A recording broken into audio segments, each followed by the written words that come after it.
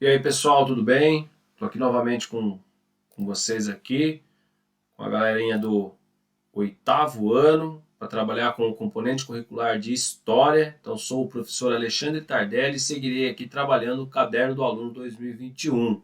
Nós vamos para a nossa aula 7 com a unidade temática O Mundo Contemporâneo, o Antigo Regime em Crise. E vamos trabalhar as seguintes habilidades: identificar e relacionar os processos da Revolução Francesa e seus desdobramentos na Europa e no mundo.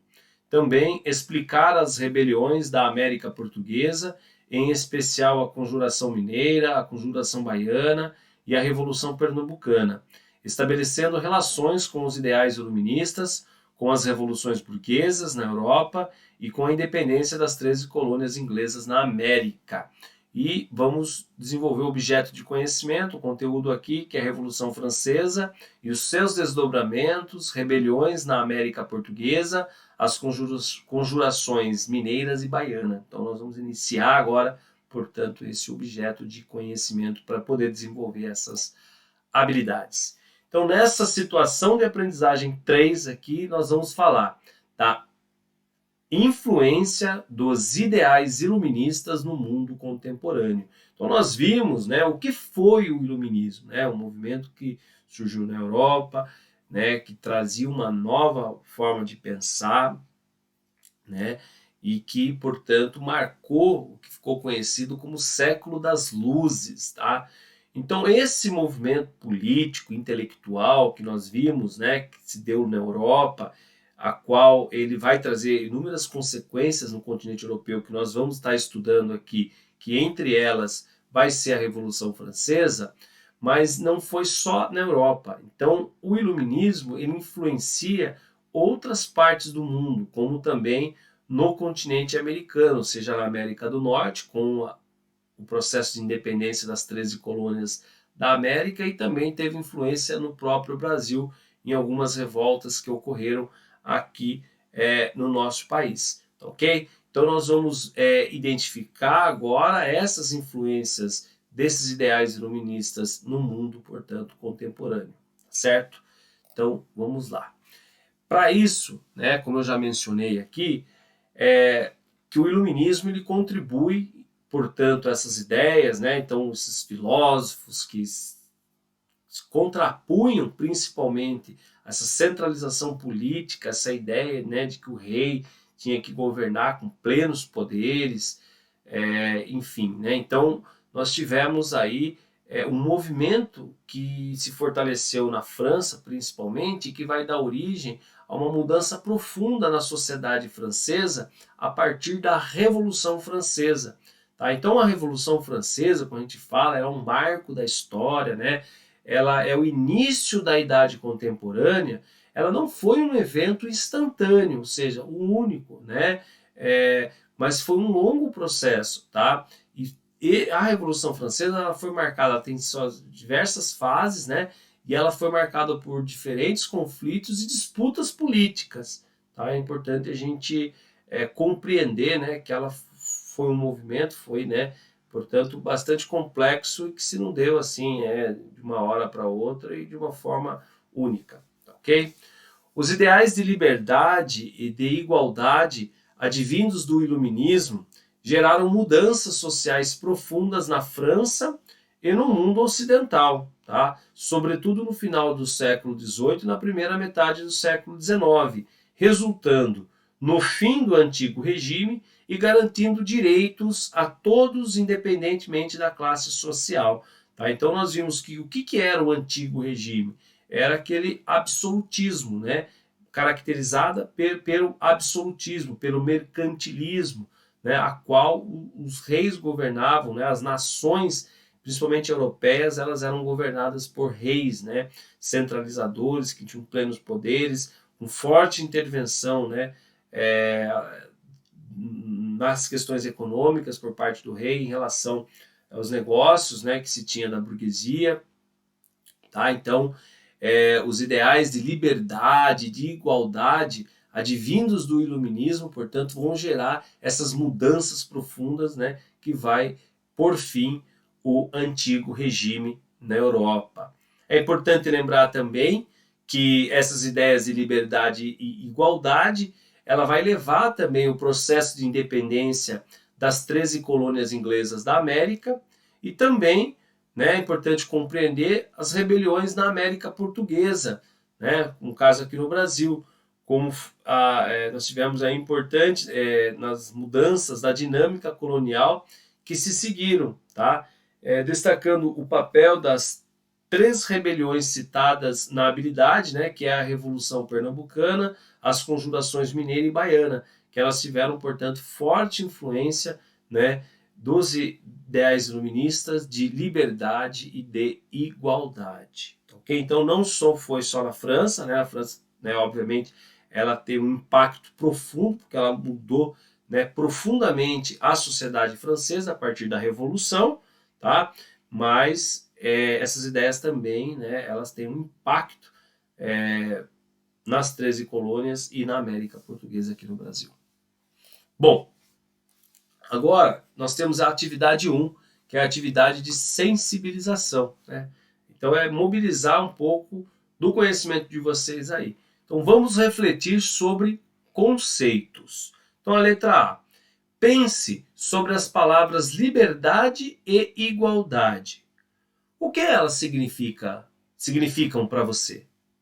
Com base em seus conhecimentos, tente descrevê-las em seu caderno, ok? Então, o que essas palavras liberdade e igualdade significam para vocês? E com base nos seus conhecimentos, tentar descrever, né, isso no caderno, ok?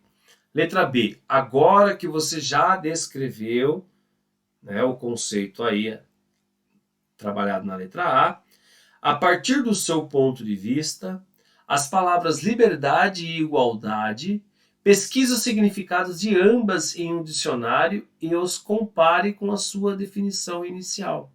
Depois reflita: existem semelhanças entre os significados? Justifique em seu caderno. Então a letra B é para que vocês pesquisem, né, o conceito das palavras liberdade e igualdade, que você trabalhou ali, que você, né, entende por isso, né, dessas palavras. E então você vai agora fazer uma pesquisa dessas duas palavras no dicionário, ver qual é a definição que o dicionário traz para ela, e depois, feito isso, você vai refletir, né, para responder essa pergunta. Existem semelhanças entre os significados, né, que você deu ali na letra A e o que o dicionário trouxe? Justifique, tá? Isso no seu caderno. Se há, né, semelhança, e se não há semelhança, você justifica. Tá legal? Então vamos lá. Seguindo agora, que é o seguinte. No fragmento abaixo estão alguns termos do artigo 5º da Constituição Federal Brasileira. Leia e responda os questionamentos a seguir. Tá? Então nós temos a Constituição Federal. O que é a Constituição Federal? Constituição é o conjunto de leis de um país. Tá? Então, onde estão colocados os direitos de todos os cidadãos e cidadãs, né, desse nosso país. Então, cada país tem a sua Constituição. Tá? Então, ali os direitos, né, e também os deveres, né, de todo cidadão brasileiro. Então, o artigo 5º desta Constituição Federal do Brasil ela diz o seguinte: todos são iguais perante a lei, sem distinção de qualquer natureza, garantindo-se aos brasileiros e aos estrangeiros residentes no país a inviolabilidade do direito à vida, à liberdade, à igualdade, à segurança e à propriedade, nos termos seguintes: 1. Homens e mulheres são iguais em direitos e obrigações, nos termos desta Constituição. 2.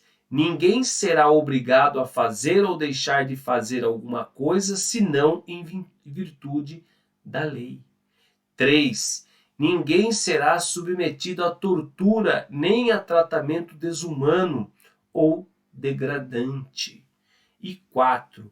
É livre a manifestação do pensamento, sendo vedado o anonimato. Então esse artigo 5º está lá na Constituição da República Federativa do Brasil de 1988, tá? Então, essa Constituição, né, de 1988, ela foi escrita, né, dentro de um contexto histórico a qual o Brasil estava se democratizando novamente. O Brasil saiu de uma época da ditadura militar, onde a Constituição ela foi totalmente modificada, onde as liberdades individuais políticas, né, elas foram cassadas, e em 1988 se construiu, dentro de um processo de queda já da ditadura militar no Brasil, nós tivemos aí a formação, né, a construção da Constituição de 88, que também é conhecida e chamada como a Constituição Cidadã, né, que garante os direitos, tá, e também os deveres a toda a população brasileira. E algum deles aqui, o artigo 5º lido aqui para vocês. Tá legal? Então vamos lá? Então percebam vocês, né, que o conceito de liberdade que nós estamos trabalhando lá com o pensamento iluminista, né, ele está presente, né, aqui de uma certa forma na nossa Constituição. Bom, em cima disso agora, vocês têm a letra A, a seguinte pergunta: em qual contexto histórico foi escrito o texto acima? Ficou fácil, hein? Acho que eu já falei aqui, né, antes de ler essa letra A, tá bom? Dá uma voltada, se necessário, aí, para poder pegar a resposta. A letra B. A partir das reflexões realizadas até o momento sobre o conceito de liberdade e da importância do respeito das leis para a garantia deste direito, reflita e responda. A sua liberdade estaria garantida se todos agissem sem considerar as leis? Né? Então reflita sobre isso e responda. Tá legal? Vamos lá então, agora seguindo. Aqui na nossa atividade 2, que nós faremos análise de fontes. Analise o texto e a imagem a seguir para responder às questões. Tá? Então, o título do texto: A Sociedade Francesa antes da Revolução. Em 10 de maio de 1774, o rei Luís XVI e a rainha Maria Antonieta assumiram o trono da França, que passava por um momento de crise. A sociedade francesa era composta por 3 grupos. O primeiro estado, formado pelo clero, que era responsável pelos aspectos religiosos. O segundo estado, constituído pela nobreza, que detinha o poder político e administrativo. E o terceiro estado, composto em sua maioria por trabalhadores, que sustentava os outros 2 grupos com o pagamento de impostos, ao mesmo tempo que era diretamente afetado pelo contexto da fome e da miséria. Então a França, antes da Revolução, ela tinha uma sociedade chamada sociedade estamental. É uma sociedade que não tinha alteração de classes sociais. Então, quem nascia no primeiro estado, né, que normalmente eram, né, as pessoas ligadas à igreja, as pessoas, né, que cuidavam dos aspectos religiosos aí, eles eram uma classe muito privilegiada. Eles não trabalhavam, né? O trabalho era cuidar das questões religiosas, né? O segundo estado já era constituído pela nobreza, que detinha o poder político e administrativo. Então nós estamos falando de uma sociedade extremamente religiosa, né? Onde então nós tínhamos ainda, né, essa figura dos religiosos, né, que cuida das questões de Deus, né, acima, os nobres que detinham o poder político um pouco abaixo, e nós tínhamos aí o terceiro estado, né, que era toda o restante da população que trabalhavam, né, e pagavam os impostos e sustentavam o primeiro e o segundo estado, então o clero e a nobreza, tá? Então essa relação, né, de consolidação aí de classes sociais através de primeiro, segundo e terceiro estado, ele não se alterava. Então o trabalhador dificilmente ele chegava, né, numa condição de nobre ou até mesmo de clero, tá? Só chegava a clero ao primeiro estado quem era nobre, tá? Quem era nobre estava no segundo estado que podia atingir, né, o primeiro estado, que seria, né, os cleros.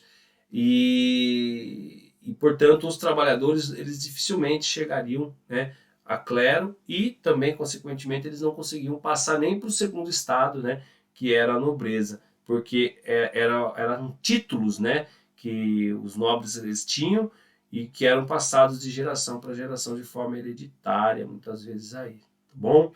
Então essa era a realidade da França antes da Revolução. Aí uma grande parcela dessa população vivendo também, né, num contexto de muita fome, de muita miséria. Tá legal? Bom, em cima disso você tem essa charge francesa de 1789, criada por autor anônimo, que representa a sociedade estamental francesa no contexto da pré-revolução, né? Estamental porque ele não se altera. Então nessa fonte 1 nós temos aqui, ó, vocês estão vendo, né?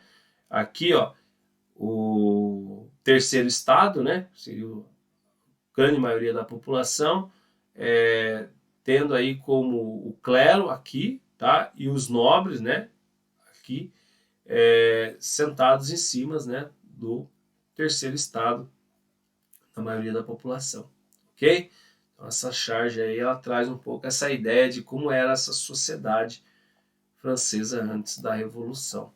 E aí você tem, né, uma atividade, que é a seguinte, a letra A qual grupo social pertence cada personagem que aparece na charge? Então, cada personagem aqui, a qual grupo social eles pertencem, né?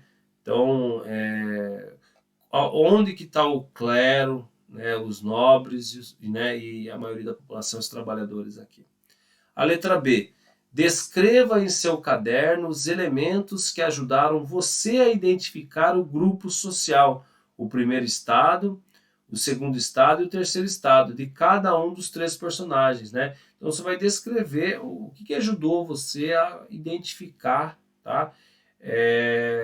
Essas classes sociais. E a letra C.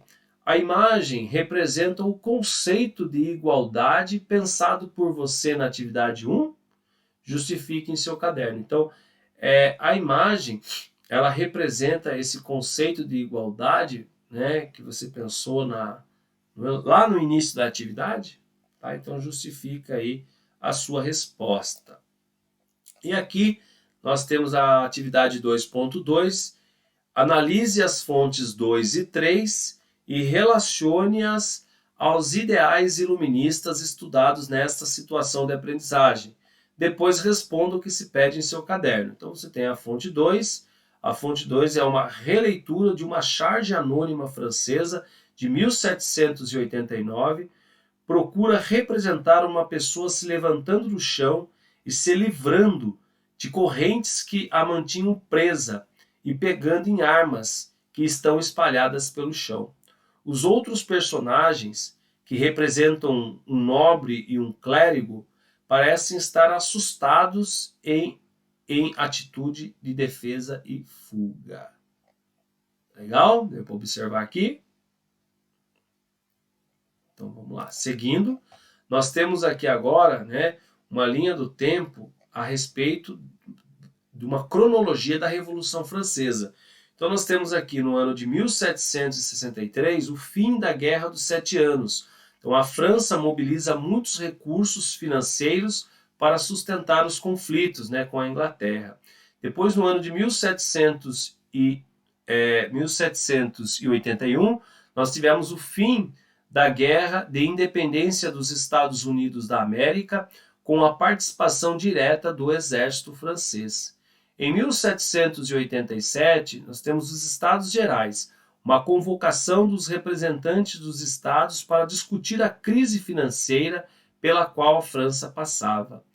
Em junho de 1799, os Estados Gerais, representantes do terceiro estado, se posicionam contra a dissolução dos Estados Gerais, proclamação da Assembleia Constituinte. E no ano de 1789, aqui é junho de 1789, e aqui em julho de 1789 nós vamos ter a tomada da Bastilha.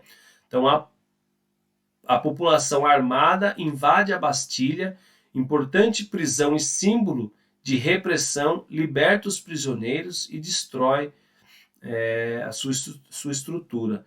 Em agosto de 1789, nós temos a Declaração dos Direitos do Homem e do Cidadão. Né? Então, a Assembleia Constituinte aprova as diretrizes do documento pautado nos ideais de liberdade, igualdade e fraternidade. Em outubro de 1789, nós vamos ter a Marcha sobre Versalhes. Então, a partir do movimento iniciado por mulheres de Paris, uma multidão invade o Palácio de Versalhes, que buscavam, né, aí mudança, né, da família real de Paris. Em junho de 1791, nós vamos ter a tentativa de fuga da família real francesa, frustrada por guardas adeptos ao movimento revolucionário. Em 1792, a tentativa de invasão, o exército de voluntários derrota as forças europeias que tentavam retomar o controle da França. Em 1792, nós vamos ter o episódio conhecido como o Terror. Então, após concretizar as investidas dos exércitos liderados pela Áustria e pela Prússia sobre o pretexto de identificar os tratores da Revolução, milhares de pessoas foram executadas. Entre eles estavam os membros da monarquia e os próprios líderes da Revolução. No ano de 1793, a morte da família real. Então, em janeiro e em outubro, respectivamente, o rei e a rainha são decapitados na guilhotina sob a acusação de terem colaborado com os exércitos inimigos.